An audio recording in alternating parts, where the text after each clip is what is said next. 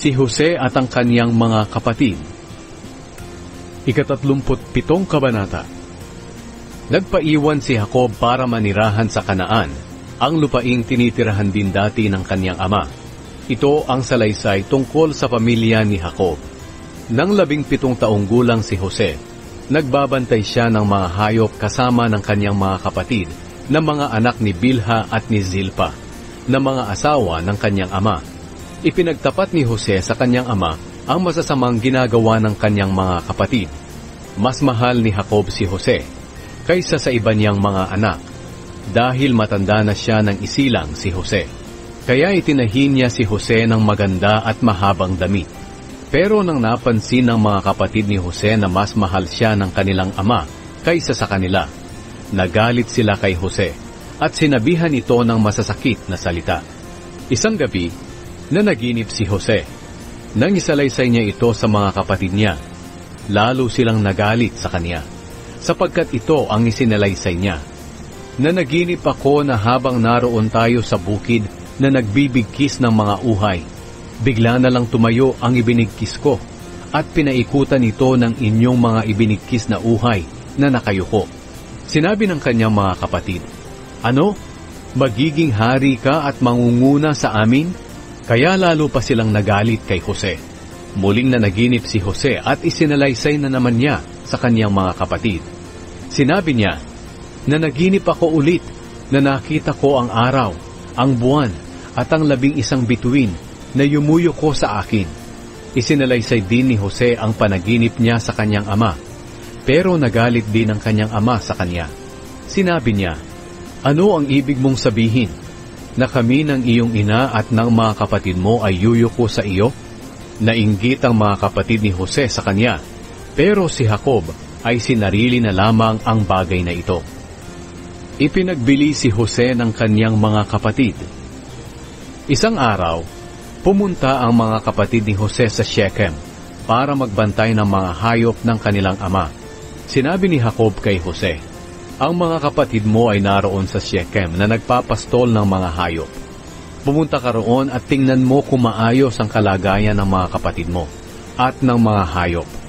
Bumalik ka agad at sabihin sa akin." Sumagot si Jose, "Opo, ama." Kaya mula sa lambak ng Hebron, pumunta si Jose sa Shechem. Nang naroon na siyang pagala-gala sa bukid, may lalaking nagtanong sa kanya kung ano ang hinahanap niya. Sumagot siya, "Hinahanap ko po ang mga kapatid ko. Alam niyo po ba kung saan sila nagpapastol?" Sinabi ng lalaki, "Wala na sila rito. Narinig kong pupunta raw sila sa Dotan."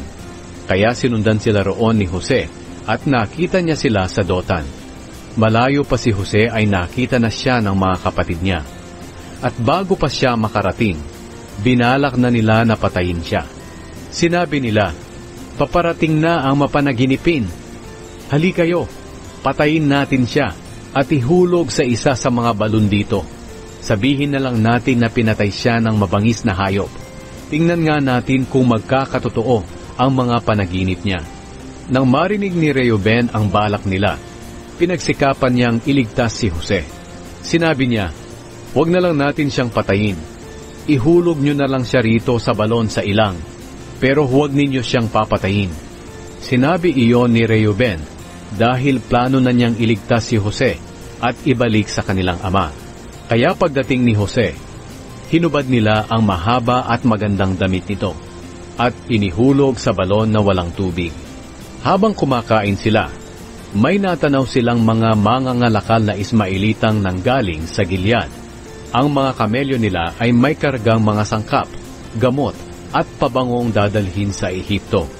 Sinabi ni Huda sa kanyang mga kapatid, "Ano ba ang makukuha natin kung papatayin natin ang kapatid natin at ililihim ang kamatayan niya? Ang mabuti pa siguro ipagbili natin siya sa mga Ismaelitang iyan. Huwag natin siyang patayin dahil kapatid natin siya." Pumayag ang mga kapatid ni Huda sa sinabi niya.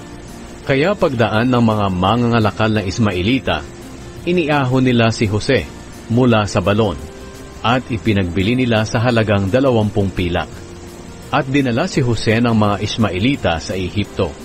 Nang bumalik si Reuben sa balon, wala na doon si Jose. kaya pinunit niya ang kanyang damit sa lungkot. Pagkatapos, bumalik siya sa mga kapatid niya at sinabi, "Wala na doon ang nakababata nating kapatid. Paano na ako ngayon makakauwi roon kay ama?"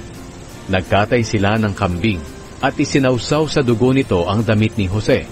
Pagkatapos, dinala nila ang damit ni Jose sa kanilang ama at sinabi, "Nakita po namin ito. Tingnan po ninyong mabuti kung kay Jose po ito o hindi." Nakilala agad ni Jacob ang damit. Sinabi niya, "Sa kanya ito." Pinatay siya ng mabangis na hayop. Tiyak na niluray-luray siya ng hayop. Pinunit agad ni Jacob ang kanyang damit at nagdamit ng sako bilang pagluluksa. Nagluksa siya ng matagal sa pagkamatay ng kanyang anak. Inaliw siya ng lahat ng anak niya pero patuloy pa rin ang pagdadalamhati niya. Sinabi niya, "Hayaan niyo na lang ako. Mamamatay akong nagdadalamhati dahil sa pagkamatay ng anak ko." At nagpatuloy ang pag-iyak niya dahil kay Jose. Samantala doon sa Ehipto, ipinagbili ng mga Midianita si Jose kay Potifar, na isa sa mga opisyal ng Faraon. Kapitan siya ng mga gwardya sa palasyo.